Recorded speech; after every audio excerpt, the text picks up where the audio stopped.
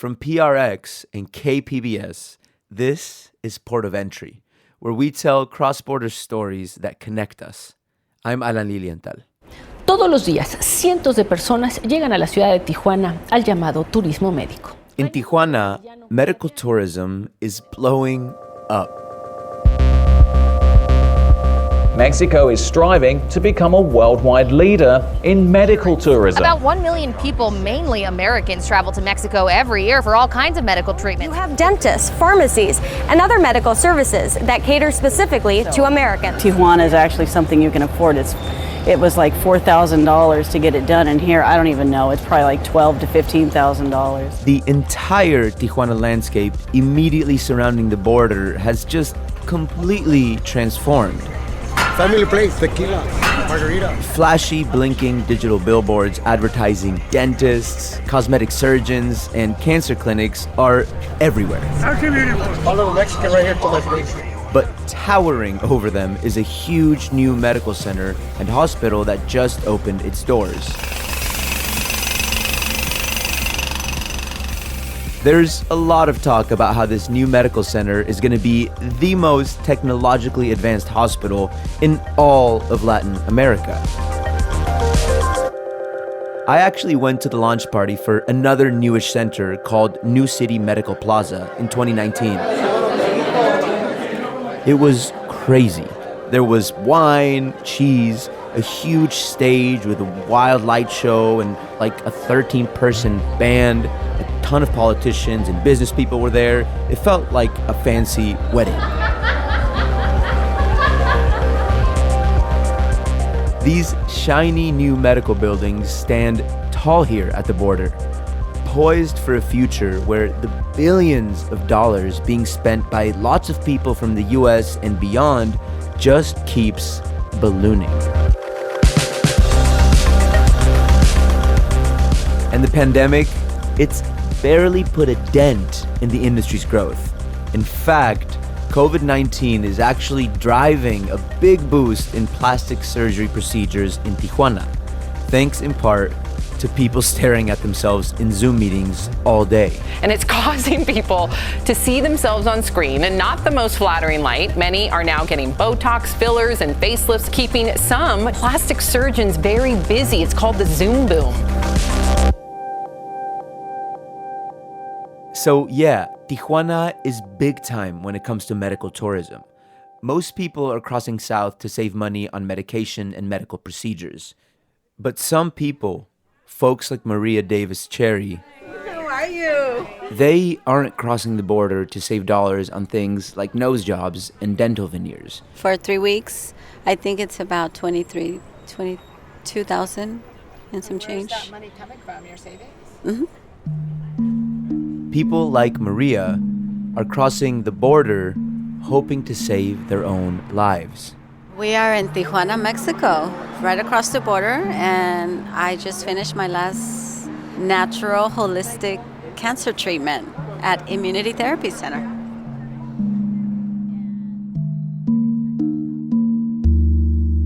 Today, we kick off a new series on medical tourism at the border with Maria's story of crossing for alternative cancer treatments.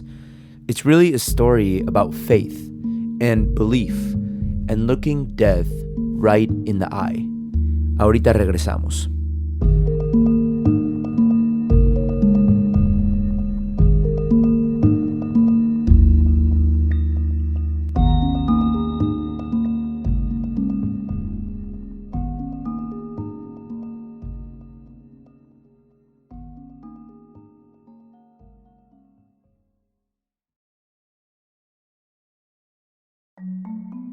Ya regresamos.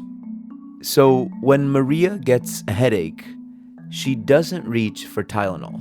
I just put like peppermint oil across my temples or lavender oil and drink more water. I go for like the natural stuff before. She's what some people might call crunchy. Turmeric and mushrooms and alkaline water, you know, how to keep your alkalinity in your body. I started looking at now even more at elderberries, vitamin B17, which is apricot seeds, you know. So just a lot of natural oils, frankincense, essential oil. Maria believes 100% in the power of holistic healing. Healthy, clean eating, exercise, natural remedies, those kinds of things. And she's kinda the perfect poster child for it. Maria was 49 back in 2019 when my producers and I first talked to her. But she looks way younger. She's one of those people who somehow always looks like she just stepped out of a spa or something. Like her skin just sorta glows, which is worth noting because at the time, she was in the middle of a battle for her life. I was in the doctor's office at the oncologist office, and I was sitting there with my husband again. So they said, yeah, unfortunately, it's breast cancer again. It came back, they call it coming back. I don't think it ever left, but it came back. So, you feel disappointed and irritated and sad and a bunch of different emotions at the same time, but you go, okay, let's do this again. And look, I want to say this right up front. I am most definitely not a doctor. And this is not some kind of hardcore investigation into the efficacy of alternative cancer treatments. We're not recommending or warning anyone about anything here. Instead, this is a story about one woman's experience and her own personal convictions.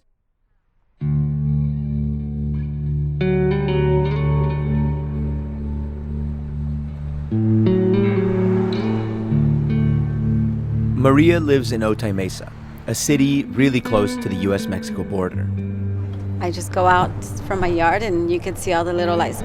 It's an open field, and then right after the open field, you can see all the lights and you can see Mexico from the Otay border, pretty much. One of the first things you notice when you meet Maria is her sorta stoic look. It's like being cool, calm, and collected is her natural state. She's strong and also a little emotionally guarded. At least with me and my producers, Emily Jankowski and Kinsey Moreland.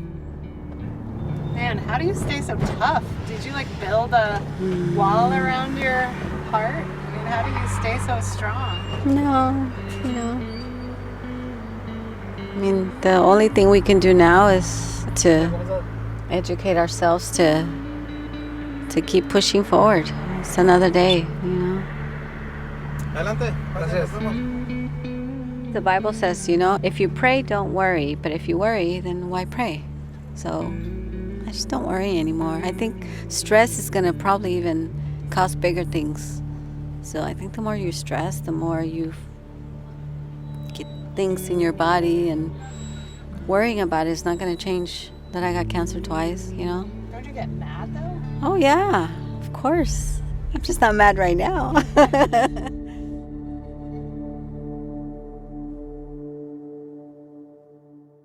So for this, Maria's second battle with cancer, she's built herself what she feels is an impenetrable suit of armor.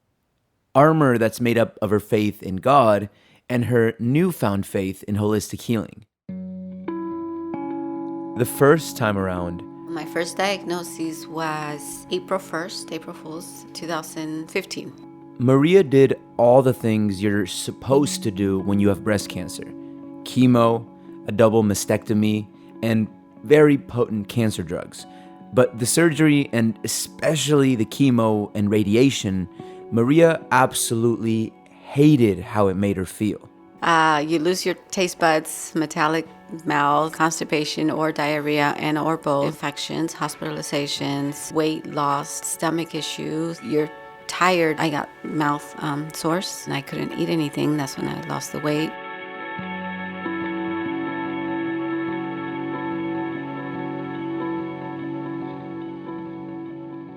After the second diagnosis, Maria's oncologist and team of doctors in San Diego said it was time for her to prepare for round 2. Surgery to remove the cancer, chemo to kill anything left behind, and cancer drugs to help keep it at bay. And I told them I wasn't going to do it this time. I was going to go the holistic route and I was going to do my own research.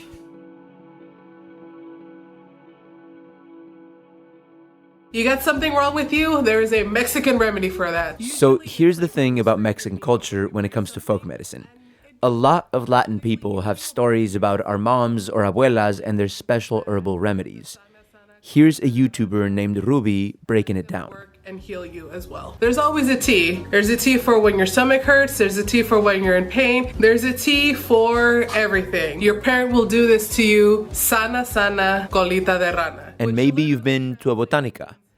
There are these little Mexican tiendas that sell folk medicine, religious candles, and other things that people believe are magical or can be used for healing. So alternative medicine has long been a thing in Mexico, and now it's blowing up in the US as well. Essential oils are everywhere these days. Tons of people are taking CBD for all kinds of problems. Healing crystals are a thing. There's actually a lot of emerging hard science on alternative models of healing, like the real-life chemical benefits for your brain when you meditate, for example. I'm actually a lot like Maria, but not everyone is. Personally, when I heard it, I kind of freaked out for her. Maria actually helps run a cancer support group for women. So because I'm not a woman, my producers Kinsey Moreland and Emily Jankowski stopped by instead. Kinsey, beautiful. Emily. Sorry. Maria's on her way. So again, this was back in 2019, long before the pandemic. And a group of about half a dozen women sat in a circle of chairs crammed inside a small room in the back of a hair salon in Chula Vista. Chula Vista, by the way, is a city in southern San Diego County, just a few exits away from the US-Mexico border. Would you like some water or tea or coffee? I'm good. And once everybody gets here, I'll close the door. Did you find a parking? Right in front. Oh, good. Is it always here in the salon? It's usually at Maria's house, right? After settling in with some snacks and tea, the night kicked off with a few heavy cancer war stories. But actually, most weren't about the cancer itself. They were more focused on the treatments. I mean, they never tell you the tail end of chemotherapy. It's the devil. That's Delia Calera. She was diagnosed with breast cancer in 2015. She did a double mastectomy, chemo, and radiation. And yeah, the cancer did go away. But the chemo was really hard on her heart. And actually, she's one of a tiny percentage of people who get congestive heart failure from chemotherapy. There's only like a portion, 2 people out of 50, where they'll receive congestive heart failure, and woohoo, I'm one of them. Yeah, so it's really difficult. So I don't know if ever I had a second chance, I'd probably have to double think it. Yeah. Right, because chemo for you almost killed you. Yeah, yeah, definitely, yeah. Wow, that's intense. Yeah, I'm still doing it. I have a defibrillator. I have a other machine. Yeah, so. The ill effects, like Dal was saying, the ill effects of chemo, once you go through treatment, it's not over. This is Ana Maria Rico, another breast cancer survivor. Everyone here knows her as Snooki. You know, the chemotherapy, the way it ravages some people's bodies, stays with you for the rest of your life. Snooki owns the salon where the cancer support group met that night. She also runs a nonprofit that gives women undergoing chemo a free makeover and a wig. I'm still battling through a lot of harmful effects of what the chemotherapy did. Not to mention the chemo brain that I had for a good 3 years. You know, and I'm a woman who's used to multitasking, and all that was taken away from me. But even with the long list of side effects from chemo, most of the women here aren't quite like Maria. They aren't as confident in an alternative treatment's ability to beat cancer the way chemo can. I wish she would go a little bit, she could do both. This is Billy Carino, yet another breast cancer survivor. She could do traditional medicine and go across the border for alternative therapies. Most of the ladies in the group agree with Billy. They think Maria should consider doing more of the conventional treatments her oncologist recommends. When I first heard about it, I was like, wow, she's gonna do it. My opinion would be, I still would want her to try to go on traditional. That's why when Maria is gonna go towards over the border, you know, I just hope everything goes well for her and everything's gonna be negative later on, you know? I would do holistic, but I would also go with the traditional treatment, just a combination of the two. Maria's mind, though, is made up. cancer is not a death sentence, right? It doesn't have to be a death sentence. Maria did end up agreeing to some of the conventional treatments her oncologist suggested. She got a lumpectomy in San Diego, and she's taking a hormone therapy drug used for breast cancer. But she just would not budge on the chemo or radiation. I didn't want to put any more poison, in my body. I was tired. It came back, even after the chemotherapy, after the double mastectomy, and it came back on the same side. So how is that effective? You can't convince me anymore to do chemotherapy because I know what it did to me, and I know what it does to women that I've talked to, many women that I've talked to, their side effects, the consequences, and even death. People die from chemotherapy all the time. So you can kind of hear Maria's working theory here. She's convinced that her cancer never really went away in the first place, even after doing all the things. Maria does credit chemo for one big important thing though. It completely changed the way she takes care of herself. After putting so much toxic stuff in her body to kill the cancer, that's when she started incorporating all those natural remedies into her life. Some juicing, some detoxing. Try to drink more water. Try to de-stress. So I diffuse oils at home every day. I do them at work as well, and I take them internally. So yeah, this time around, Maria is leaning in on her new, healthier lifestyle and fighting the cancer her own way, in Tijuana, without all the suffering. No te vayas a ningún lado.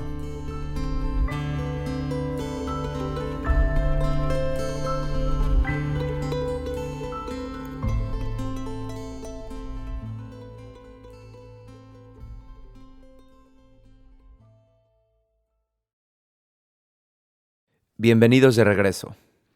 So back in December 2019, my producers and I drove to Tijuana, and we met up with Maria inside a clinic called the Immunity Therapy Center.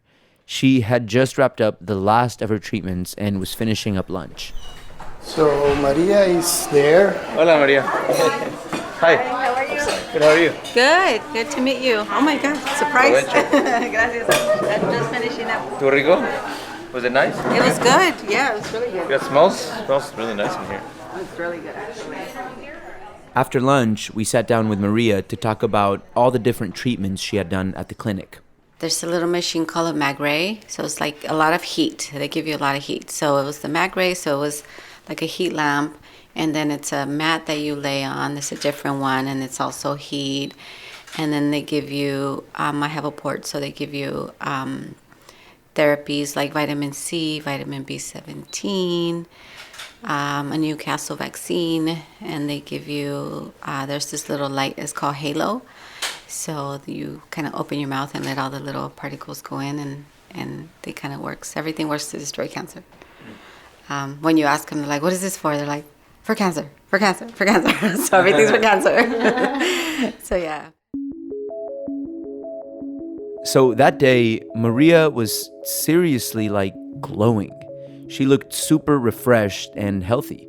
I personally haven't been around too many cancer patients, but she definitely didn't look like any I've ever seen, at least. My producer, Kinsey Moreland, brought that up. You don't look like a cancer patient. Right? That's good. What are cancer patients supposed to look like? No, correction. I don't look like a chemo patient. So how many Marias are out there? How many Americans leave the U.S. and cross the border to become medical tourists?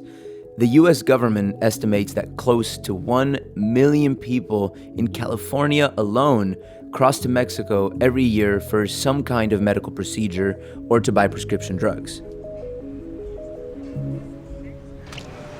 Hi, ¿hablas inglés? Or? Yes.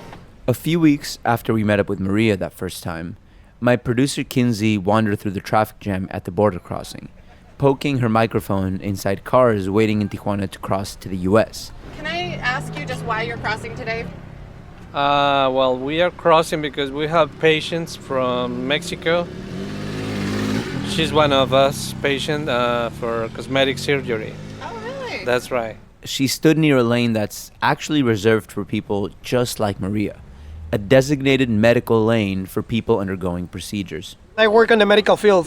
This is people have a surgery and we are crossing on the way back for them. So it's mostly your clients are all from the U.S.? Exactly, U.S. and Canada and around the world. And is it cosmetic or? It's kind of cosmetic, dental, and plastic.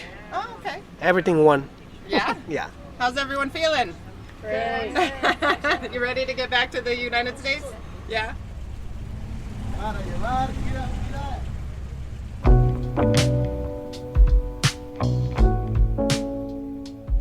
Medical tourism in Tijuana is a welcome trend when it comes to the money it brings in. A local tourism group says medical visitors are bringing in over $1.5 billion a year to Baja California. So, for the most part, it's basic math that's driving the exponential growth of medical tourism in Tijuana, because things are just so much more affordable here. But as we've said, for people like Maria, it isn't always about the money. Sometimes, people like Maria are crossing to take advantage of Mexico's looser rules and regulations, and they're paying lots of money to try things they can't easily access in the US. For instance, if Maria had just done the things her oncologist recommended, her insurance would have paid for almost all of it. But of course, no insurance company is willing to cover therapies in Tijuana that are either not widely accepted or even outright banned as pseudoscience in the US. And I think that's what I'm more upset about, I think, is the doctors, the insurance companies, the pharmaceutical companies, they don't give you a choice. They just go, this is what we're going to pay for, you take it or leave it. And if you leave it, then you're on your own. People like Maria honestly don't care that the therapies the Tijuana clinics are offering are officially unproven, or even written off in the US as scams and a total waste of money. They believe in the treatment's efficacy, and that's all that matters to them. And then there's this whole other market of people with cancer who just run out of treatment options in the US. So some of those late-stage cancer patients, they're willing to try anything, including going to Tijuana.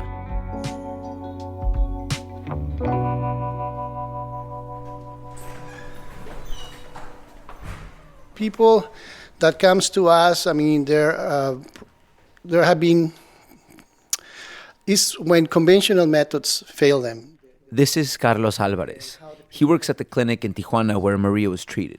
We believe that it would be better if they come to us first, okay, because this is for us more comprehensive program. That's why we receive a lot of stage 4 cancer patients, because they wait until the end and then come to us. After a short interview, Carlos took us on a quick tour of the place. So we're going to the second floor. We have a few treatment areas that we use to treat the patients that are outpatient.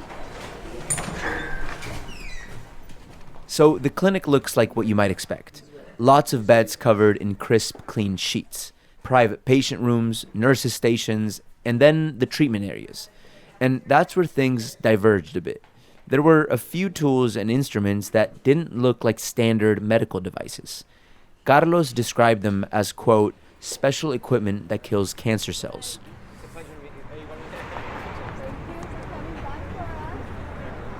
After the tour, we stood on the sidewalk in front of the clinic with Maria, where we waited for a minivan to come pick us up, take us through the borderline, then drop us off at Maria's house on the other side of the border.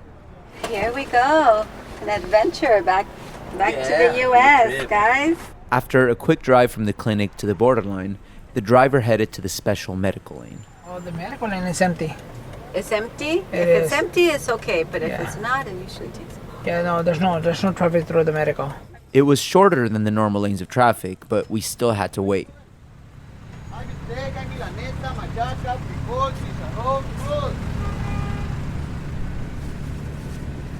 We are now in the medical lane at the border.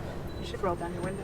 See a lot of vendors here. If you roll down your windows, you better buy something because they're going to want you to buy something. And if you look at anything, be ready to buy it. See? So waiting in this beast of a borderline after getting cancer treatments, Maria says the experience has actually played a surprising and important role in her healing process.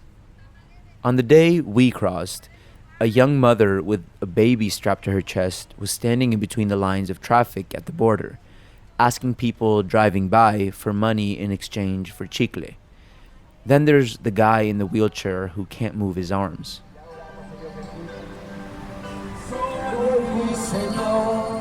His wife is always holding their baby as she pushes her husband through the lanes of traffic and holds a microphone in front of him so he can sing Mexican classics in exchange for tips.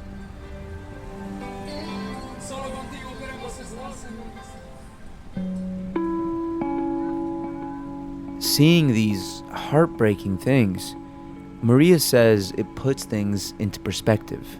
You know, people go through way worse things than what I've gone through, and they don't complain. You know, just coming across the border, I see people with no legs selling, you know, candy or sodas or chips. You know, who am I to complain, you know?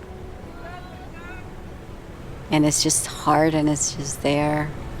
It's really sad.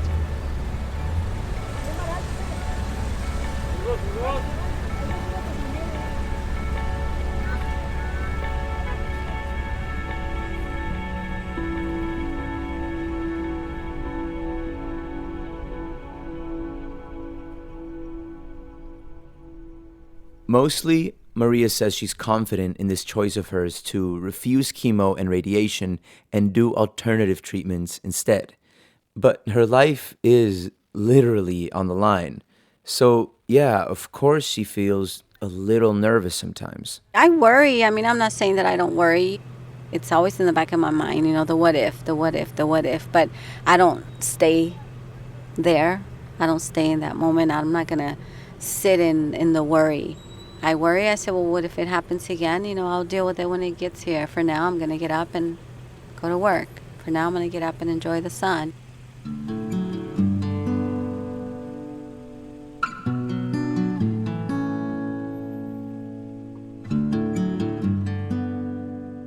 So to be honest, I was a little worried for Maria. When the pandemic hit and we pushed this episode back further and further, I was hoping she was doing well, but also a little scared that the next time we called to check in on Maria, she might be super sick or, I don't know, maybe even gone. How you doing, Maria? I'm doing good. Thank you. How are you? So yeah, I'm happy to report that Maria is doing really well. Great, even. I went to my oncologist here about 3 months ago, and he did an MRI of my breast, and everything was clear scans. Look, there's no way to know for sure if those clear scans are because of the alternative treatments Maria did in Tijuana or the lumpectomy she got in San Diego, or maybe even a combination of both. And her clear scans now don't mean the cancer won't ever come back. But Maria isn't letting herself worry too much. She says she's happy with how things turned out. Are you technically in remission right now? Yes, I'm in remission. Mm-hmm. That's great.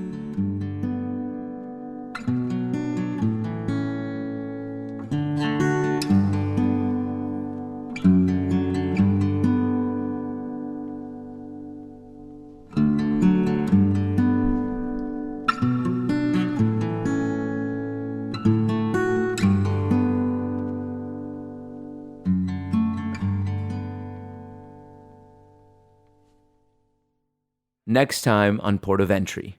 On the hunt for insulin. I feel a little bit like this is a drug deal. It is. It just feels funny. Insulina, that's the right word, isn't it, Alan? Yeah. My daughter taught me that. We continue our series on medical tourism by crossing the border for insulin.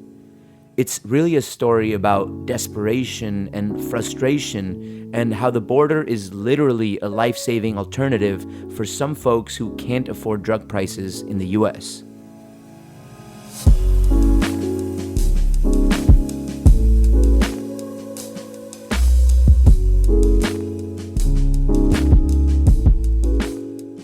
Port of Entry is written and produced by Kinsey Moreland. Emily Jankowski is the co-producer and director of sound design. Elisa Barba edited this episode. Lisa Morissette is operations manager, and John Decker is the interim associate general manager of content. This program is made possible in part by the Corporation for Public Broadcasting, a private corporation funded by the American people. So we want to know what you think about our series on medical tourism at the border so far. Give us your feedback and call 619-452-0228. Tell us who you are, where you live, and what you think. Thanks in advance. I'm Alan Lilienthal. Gracias por su atención.